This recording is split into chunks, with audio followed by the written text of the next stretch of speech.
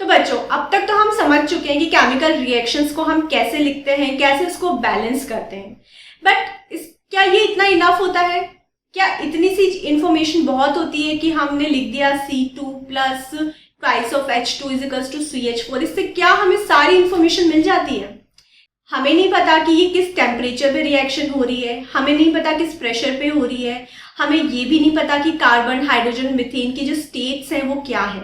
तो this equation is just a balanced equation. But equation को अगर हमें और इंफॉर्मेटिव बनाना हो, यानी कि इक्वेशन ऐसी हो कि उसको पढ़ते बस हमें पता चल जाए कि इसमें क्या क्या चीजें हो रही हैं, that is called a complete balanced equation. तो उसके लिए हम क्या करते हैं, देखो, making the chemical equation more informative. इसमें क्या क्या पैरामीटर्स होते हैं? पहला पैरामीटर होता है कि by indicating the physical states of reactants and product. Reactant और प्रोडक्ट की अगर हम फिजिकल स्टेट भी उसमें मेंशन कर देते हैं तो वो इंफॉर्मेशन और इंक्रीज हो जाती है। सेकेंड पॉइंट होता है by indicating the heat changes taking place in the reaction. क्या हमें हीट देनी पड़ रही है या उसमें से रिएक्शन होते टाइम हीट बाहर रिलीज हो रही है, ये इंफॉर्मेशन भी उसमें अगर हम ऐड कर देते हैं, that is also more informative.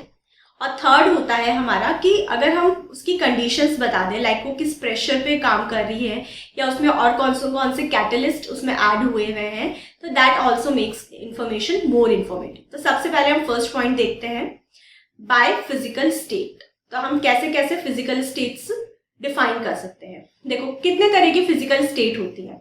एक तो होता है सॉलिड, एक होता है लिक्विड और एक होता है गैस। अगर कोई भी रिएक्टेंट या प्रोडक्ट सॉलिड फॉर्म में है तो हम उसके आगे ब्रैकेट में S लिख देते हैं, तो that shows that it is in a solid form.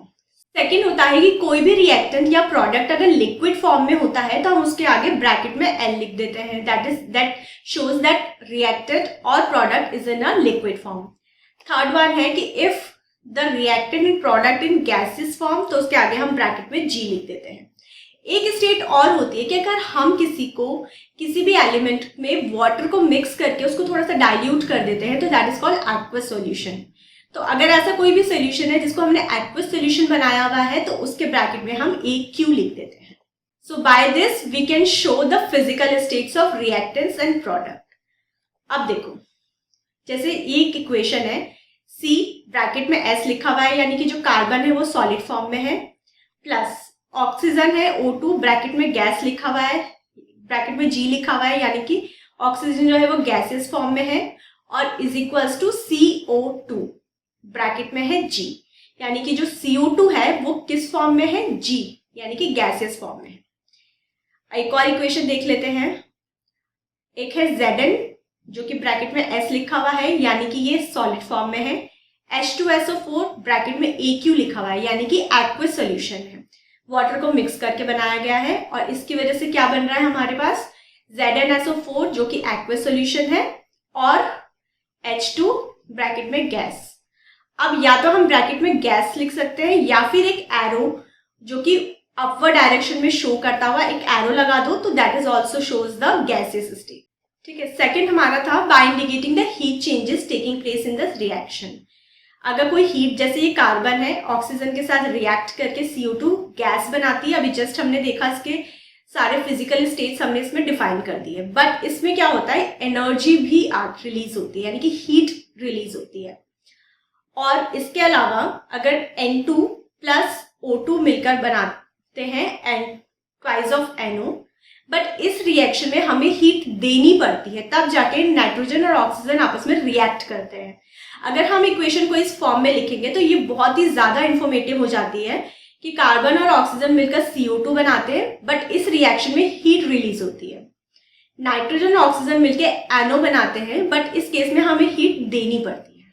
Okay, third हमारा पैरामीटर था by indicating the conditions under which the reaction taking place. किस कंडीशन में रिएक्शन हो रही है? कंडीशन से मतलब है किस प्रेशर पे हो रही है, किस टेम्परेचर पे हो रही है, या कोई और कैटलिस्ट हम उसमें ऐड कर रहे हैं। जैसे कि CO ये गैसेस फॉर्म में है, किसके साथ रिएक्ट कर रहा है? हाइड्रोजन के साथ, जो कि गैसेस फॉर्म में है। फिर एरो, हमें क्या मिल रहा है? CH3OH जो कि लिक्विड फॉर्म में है। बट अब हमने एरो के ऊपर क्या लिख दिया? 340 ATM, यानी कि ये 340 प्रेशर पर ये रिएक्शन हो रही है जिसमें CO क्या है, गैसियस फॉर्म में है, हाइड्रोजन क्या है, गैसियस फॉर्म में है, और ये दोनों रिएक्ट कर रहे हैं 340 atm प्रेशर पर, और क्या बन रहा है, CH3OH, जो कि एक लिक्विड फॉर्म में है। तो this makes the information complete. अब इस इक्वेशन को देख के आप इजीली बता सकते हो रिएक्शन के बारे में, सारी इंफॉर्मेशन आपको मिल जाती है। एक एग्जांपल और लेते हैं, जैसे 6CO2 जो कि गैसेस फॉर्म में है, प्लस रिएक्ट कर रहा है 12 मोल्स ऑफ H2O जो कि लिक्विड फॉर्म में है, और क्या बन रहा है, C6H12O6 aqueous plus 6O2 gases form में। अब ये किस कंडीशंस में हो रही है ये रिएक्शन, सनलाइट की प्रेजेंस में और क्लोरोफिल की प्रेजेंस में।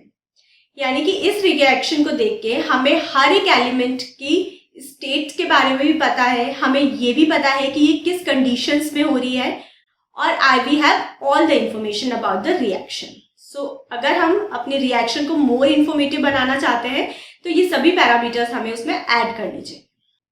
आई होप आपको अच्छी तरह से पूरा लेक्चर समझ में आया होगा और यू एंजॉय द लेक्चर। ऐसे ही और लेक्चर्स को देखने के लिए आप सब्सक्राइब कीजिए ई-सरल के चैनल को। अगर आप कंप्लीट लेक्चर्स देखना चाहते हैं with full visualisation and animations तो डाउनलोड कीजिए ई-सरल ऐप। यहाँ पर आपको फुल लेक्चर्स मिलेंगे सभी सब्जेक्ट के with full animation and visualisation. इसके साथ साथ आपको हर एक चैप्टर की प्रैक्टिस करने के लिए शीट्स मिलेंगी। उस शीट्स में प्रीवियस ईयर के क्वेश्चंस भी इंक्लूडेड रहेंगे। प्लस आपको मिलेंगे टेस्ट सॉल्व करने के लिए। इन टेस्ट में एक तो टॉपिक वाइज टेस्ट भी होते हैं जो हर एक चैप्टर के एंड में होते हैं, और इसके अलावा रिव्यू टेस्ट होते हैं जो आपके शेड्यूल के अकॉर्डिंग बनाए जाते हैं। इसके अलावा आपको ई-सरल में मिलती है personalised mentorship, personalised time table और डाउट सॉल्विंग। ई-सरल में आपको 3 लेयर मेंटरशिप प्रोवाइड कराई जाती है। जो सबसे पहले आपको एक प्रोवाइड कराते हैं हम पर्सनल मेंटर। जो आपका पर्सनल मेंटर होता है उसका फोन नंबर भी आपके पास होता है। आपको कोई भी प्रॉब्लम होती है, किसी भी तरह का कोई इशू आप फेस कर रहे हो तो आप उससे डायरेक्टली कॉल करके बात कर सकते हो।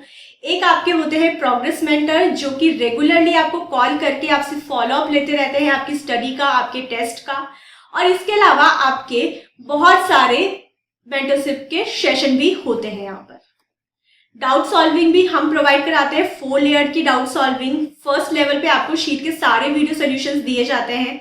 सेकंड, आपके पास डाउट सॉल्वर नाम का एक ऐप में कोर्स अवेलेबल है जिसमें आप अपने डाउट को पोस्ट कर सकते हो, जिसका आपको विद इन 24 आवर्स रिप्लाई आ जाता है। इसके अलावा आपकी होती है लाइव डाउट क्लासेस, और फिर भी अगर आपका डाउट क्लियर नहीं होता डायरेक्टली आपको कांटेक्ट कराया जाता है टीचर्स के साथ। अभी ई-सरल ने लॉन्च किया है क्लास 10th के लिए चैम्प कोर्स, जिसमें ये सारी चीजें आपको मिलेंगी, लेकिन इसके साथ आपको मिलेगा ओवरऑल डेवलपमेंट, यानी कि आपके फिजिकल और मेंटल हेल्थ पे भी वर्क किया जाएगा, आपके पर्सनालिटी डेवलपमेंट पे भी वर्क किया जाएगा, और आपके संस्कार पे भी वर्क किया जाएगा। So download the eSaral app. Thank you.